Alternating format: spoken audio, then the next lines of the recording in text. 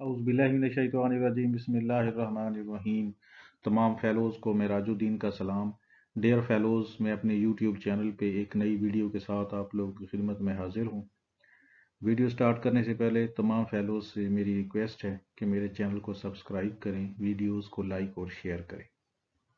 अब वीडियो का आगाज़ करते हैं।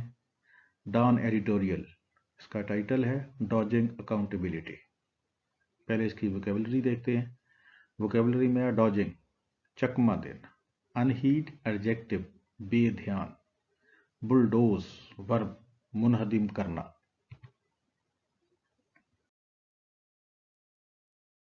स्वीपिंग नाउन वसी बुनियादी, पैरालाइज वर्ब बेकार होना या करना, अकाउंटेबल एडजेक्टिव जवाबदेह, फॉल ऑन डीफ ईयर्स किसी बयान या दरखास्त का नजरअंदाज करना, सोलोली एडवर्ब सिर्फ मुकम्मल तौर पर, गट वर्ब खाली करना, ओजरी को भी कहते हैं गट, डिफेंग सांप जहर के दांत निकालना वर्ब, रोबस्ट एडजेक्टिव मजबूत सेहतमंद, आउटरेजियस एडजेक्टिव खौफनाक इश्तियाल अंगेज, मैनिफेस्ट वर्ब अयां होना,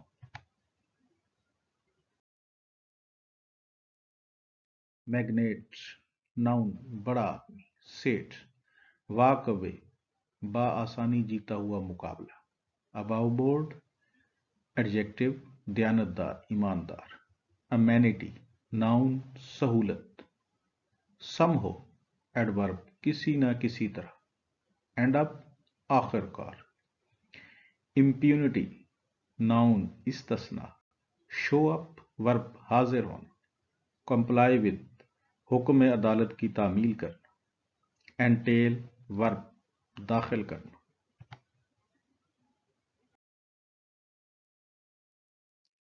टाइकून नाउन सेठ बहुत अमीर ताजर, क्रिपल नाउन अपाहज, क्रेडेंस नाउन यकीन।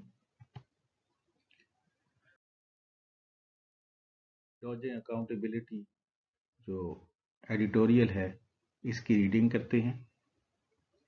A warning carried in these pages in August appears to have gone completely unheeded. Unheeded जिस पे ध्यान ना दिया जाए, तवज्जो ना दिया जाए।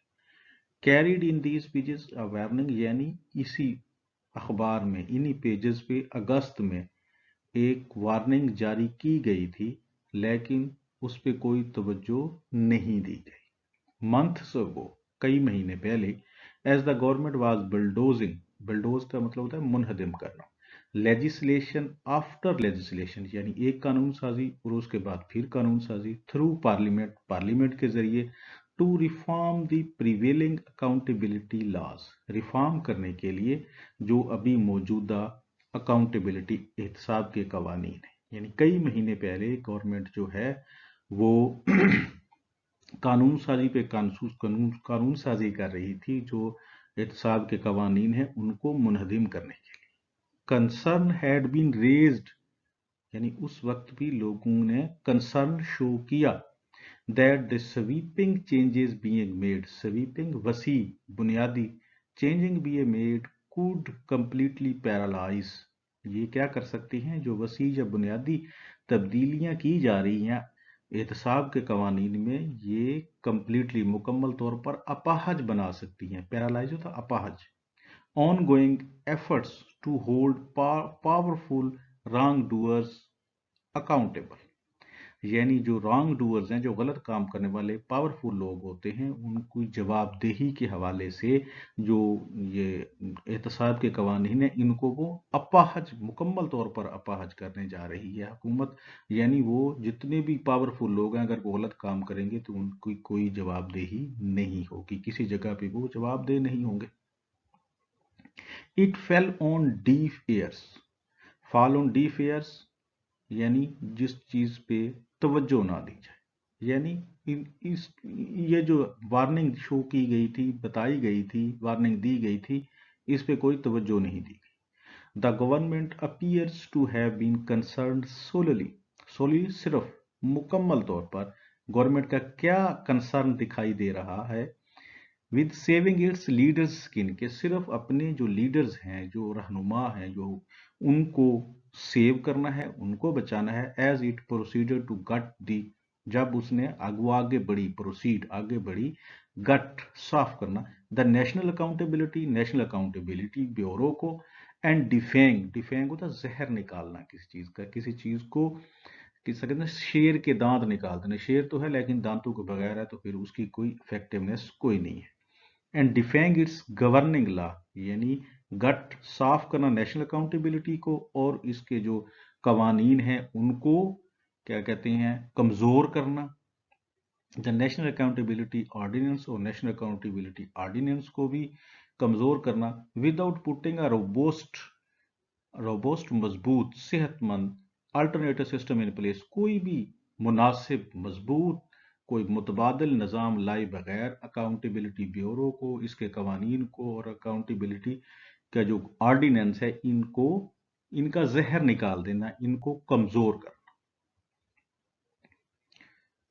A rather outrageous consequence of this self-serving reform effort manifested itself on Thursday, यानी सेल्फ रिफॉर्म एफर्ट जो है मैनिफेस्टेड, इसने अपने आप की रिफॉर्म करने की जो एफर्ट है, यानी अपने आप को सेल्फ सर्विंग रिफॉर्म, यानी ऐसी रिफॉर्म जिसमें अपनी ही बेहतरी हो, उसने जुमेरात वाले दिन अयां किया है, इश्ताल अंगेज कॉन्सिक्वेंसेस दिखाए हैं।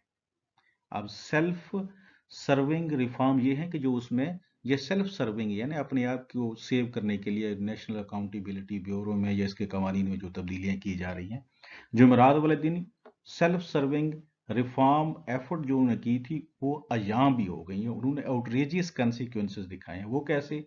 अ प्रॉपर्टी मैग्नेट, यानी एक प्रॉपर्टी मैग्नेट, मैग्नेट कहते हैं बहुत अमीर आदमी, सेठ जो है Malik Riaz, was able to walk away, walk away का मतलब होता है जो केस आप आसानी से जीते, यानी वो आसानी से उसकी जान छूट गई, scot free, walk away scot free, यानी बगैर किसी उसको क्या कहते हैं तकलीफ के, बगैर किसी भी कोई उनके ऊपर कह लें कि कोई पीनल कोड का उसके ऊपर यानी उसमें Thursday Malik Riaz was able to walk away scot free, यानी बगैर किसी हिलो हुज्जत के उन्होंने हर चीज जीत ली। From a multi billion rupee corruption, यानी कई बिलियन रुपए की करप्शन का जो रेफरेंस था related to Karachi Bahria Icon Tower, जो कराची बहरिया आइकॉन टावर जो था उसके हवाले से जो बिलियन रुपीस की करप्शन थी, उसके केस में वो बासानी बरी हो गया। कैसे हुआ? Neither Malik Riaz nor many mega projects he oversees are known for above board operations. Above board ईमानदार, दयानतदार, यानी ना ही मलिक रियाज और ना ही बहुत से मेगा प्रोजेक्ट जो वो जिनकी वो लुक आफ्टर कर रहा था वो ईमानदारी के हवाले से जाने जाते हैं। The Icon Tower skyscraper partly occupies an amenity plot, यानी वो जो स्काई स्क्रैपर बहुत ऊंची बड़ी बिल्डिंग जो है, आइकॉन टावर जो है, ये कैसी किस प्लाट पे बनाया गया? जो सहूलियत के लिए, किसी और पर्पज के लिए जो प्लाट बनाया गया था उस पे ये टावर बनाया गया है। That would hardly have been meant for housing the rich, इसका जो कि बिल्कुल भी अमीर लोगों के रहने के लिए नहीं था वो प्लाट जिस पे ये बनाया गया है। येट फिर भी सम हो किसी न किसी तरह it ended up in Bahria town hand, ये आखिरकार बहरिया टाउन के हाथों में चला गया। वही प्लाट की बात। When a 3-year-old reference regarding the legality of this deal was brought before an accountability court judge on Thursday, यानी कहते जुमेरात वाले दिन जब ये 3 साल पुराना रेफरेंस, ये जो डील हुई थी उस प्लाट को लेने के हवाले से, इसकी कानूनी या गैर कानूनी होने के हवाले से अकाउंटेबिलिटी कोर्ट, एहतसाब कोर्ट के जज के सामने जब ये रेफरेंस लाया गया, he was force to close it, उसे फोर्स किया गया कि वो उसको क्लोज करे। क्यों? को because he no longer has jurisdiction over the matter, कि उस जज के पास इस मामले में कोई भी जुरिस्डिक्शन नहीं थी, इख्तियार समाअत जज के पास नहीं था। The suspects nominated in the reference had filed application, वो जो सस्पेक्ट्स थे, जो लोग उसमें नॉमिनेट किए गए थे उस रेफरेंस में, उन्होंने एक application the seeking this outcome, ये रिजल्ट हासिल करने के लिए कि उनका केस वहां से क्लोज कर दिया जाए क्योंकि उस जज को इख्तियार समाअत हासिल नहीं है। Citing recent amendments made by the PDM government to the National Accountability Ordinance to make their case, और उन्होंने जो एप्लीकेशन दी उसमें साइटिंग हवाला दिया जो रिसेंट अभी अमेंडमेंट्स की हैं पीडीएम गवर्नमेंट है नेशनल अकाउंटेबिलिटी ऑर्डिनेंस में, कि उस हवाले से उनका केस देखा जाए। The reference is now once again with NAB, reference अभी भी नैब के पास है, which is suppose to transmit it onward to a competent forum, जो अब फर्ज ये किया जाता है कि अब नेशनल अकाउंटेबिलिटी इसको किसी कॉम्पिटेंट फोरम में, ऐसे फोरम में जो ये केस सुन सके, वहां भेजेगी। वन वंडर्स, अब हैरानी ये है, if there is any hope that we may see further progress in this case, क्या हम मजीद कोई उम्मीद है कि हम इस केस में कोई मजीद प्रोग्रेस देख सकें। द इम्प्यूनिटी इस्तना with which the powerful seem to be operating was evident, यानी पावरफुल लोग इस मुल्क में उनको जो इस्तना हासिल है वो बिल्कुल जाहिर है। किस चीज से जाहिर है? एविडेंट, जाहिर है। When Malik Riaz fail to show up होना, हाजिर होना, जब मलिक रियाज हाजिर नहीं हुए, कहां पे? बिफोर नैब के सामने पेश ही नहीं हुए, on the same day in connection with another suspicious multi billion rupee land deal that he was allegedly involved in, यानी उसी दिन, जिस दिन ये 3 साल पुराना रेफरेंस था, उसी दिन मलिक रियाज ने किसी और multi billion rupee land deal जो थी, जिसमें ये भी, इस पे भी इल्जाम था, उन्होंने इस हवाले से नैब में पेश होना था, लेकिन मलिक रियाज उसमें भी पेश ही नहीं हुए अदालत के सामने। You are advised that failure to comply with notice may entail penal consequences under National Accountability Ordinance 1999। आपको नसीहत की जाती है या आपको बताया जाता है कि अगर आप कंप्लाई विद हुक्म अदालत की तामील करना, कि अगर आप अदालत के इस नोटिस की, हुक्म की तामील नहीं करते तो आपके खिलाफ ताज़ीरात लगाई जाएंगी, और किस आर्डर के साथ? नेशनल अकाउंटेबिलिटी ऑर्डिनेंस 1999 के तहत आपके खिलाफ कार्रवाई की जाए। The real estate tycoon had been warned, उसमें यानी उस नोटिस में उस टाइकून को, सेठ को वार्न किया गया था। इट हैड नो इफेक्ट, लेकिन उसका उस पर कोई असर ना हुआ।